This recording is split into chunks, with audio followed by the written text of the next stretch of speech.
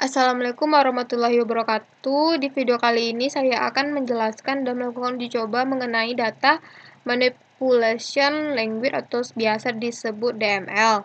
Di mana DML ini digunakan untuk mengelola record-record yang ada pada tabel.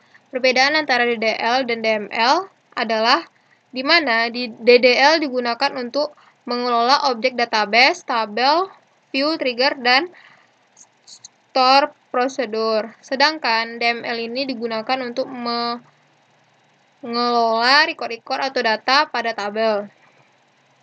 Pada uji coba kali ini saya menggunakan langkah-langkah secara manual, yaitu menggunakan query insert.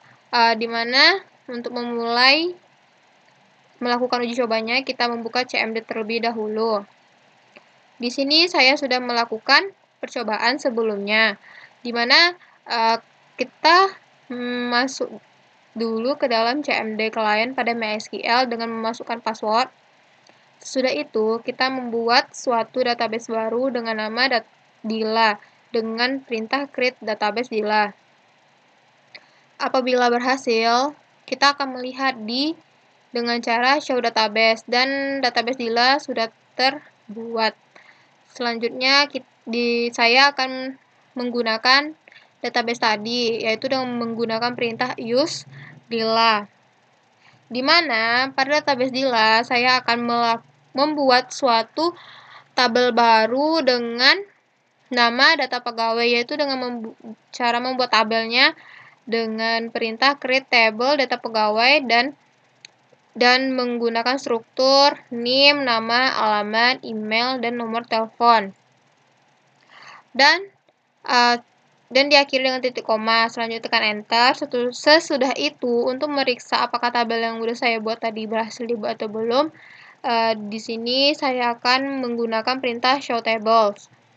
Dan data pegawai tadi sudah terbuat. Dan untuk melihat deskripsi dari tabel data pegawai tadi, yaitu dengan menggunakan perintah dex data pegawai, dan ini merupakan struktur dari data pegawai. Selanjutnya, kita akan melakukan uji coba memasukkan data ke dalam database, yaitu dengan menggunakan perintah insert into data pegawai. Values-nya di sini sebagai NIP, ini sebagai namanya, ini sebagai alamat, ini sebagai emailnya, dan ini sebagai nomor teleponnya. Setiap perbedaan data kita batasi dengan tanda koma dan diakhiri dengan titik koma. Jika udah kita isi, maka tekan enter. Dan untuk memeriksa apakah data yang udah kita buat tersebut udah terinputkan ke dalam data pegawai, yaitu dengan perintah select from data pegawai. Dan data pegawainya udah terinputkan. Selanjutnya, kita akan melakukan analisis berdasarkan 3 analisis, yaitu pertama, di mana saya akan melakukan analisis berdasarkan penginputan data dengan data yang sama, yaitu dengan data yang seperti data tadi, tetapi dibedakan di nomor teleponnya. Dan untuk melihat apakah data tersebut berhasil diinputkan atau belum, yaitu dengan perintah select from data pegawai. Dan di sini data yang sudah saya tambahkan tadi akan terinputkan, karena ketika saya membuat struktur data pegawai tadi tidak dibuat primary key-nya, jadi NIP-nya boleh sama dengan nomor telepon yang berbeda. Selanjutnya, saya akan melakukan analisis berdasarkan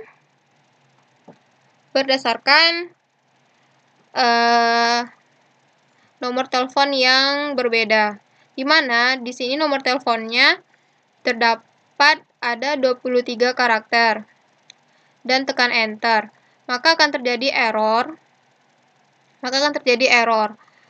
Error ini disebabkan oleh nomor telepon tersebut, di mana nomor telepon tersebut memiliki panjang penginputan karakternya, yaitu ada 15 karakter.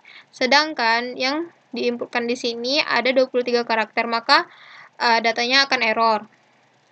Selanjutnya, saya akan membuatkan bagaimana cara untuk membuat data yang benar, yaitu dengan perintah insert into data pegawai values NIP, nama, alamat email, dan nomor teleponnya. Nomor teleponnya saya membuat ada 13 karakter. Selanjutnya tekan enter. Maka query-nya oke. Dan untuk meriksa apakah data tersebut berhasil diinputkan ke dalam data pegawai, maka dengan mengetikkan perintah select from data pegawai. Selanjutnya,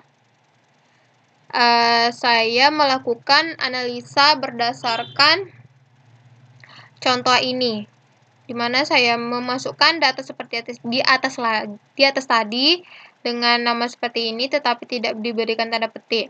Maka data tersebut akan error karena untuk menginputkan suatu data kita harus menggunakan tanda petik pada data yang akan kita inputkan. Seperti ini contohnya.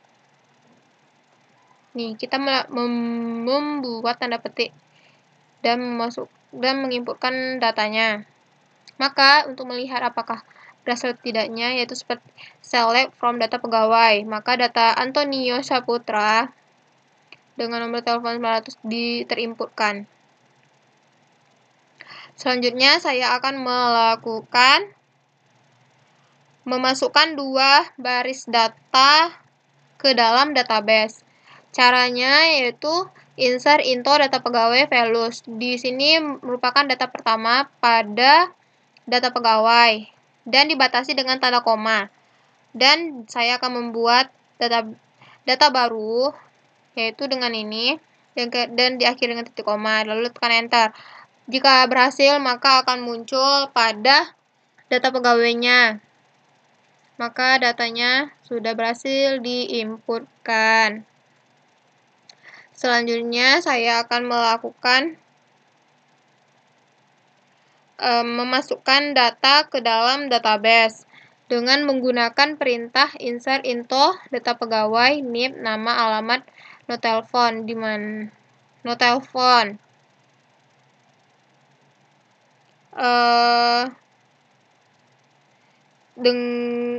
tanpa menggunakan alamat email. Di sini saya memasukkan data tanpa menggunakan alamat email. Dan untuk melihat apakah hasilnya akan berhasil tidak, yaitu dengan perintah select from data pegawai. Di mana data dengan nama Syarif di alamat emailnya 0, karena ketika kita menginputkannya tidak menginputkan datanya, maka datanya menjadi 0. Selanjutnya, saya akan melakukan uji coba dengan menggunakan data yang tidak berurutan. Dengan menggunakan perintah seperti biasa, yaitu insert into data pegawai, ada nama, alamat, NIP, no telepon, email. Dan di sini datanya secara acak, di mana pada data pertama datanya itu berdasarkan dari NIP, nama, alamat, email, no telepon. Tetapi pada uji coba kali ini saya menggunakan data yang secara acak, yaitu dengan nama dulu, alamat, NIP, nomor telepon, dan email. Maka lalu diakhiri dengan titik koma dan tekan enter. Maka datanya akan tersusun secara berurutan. Karena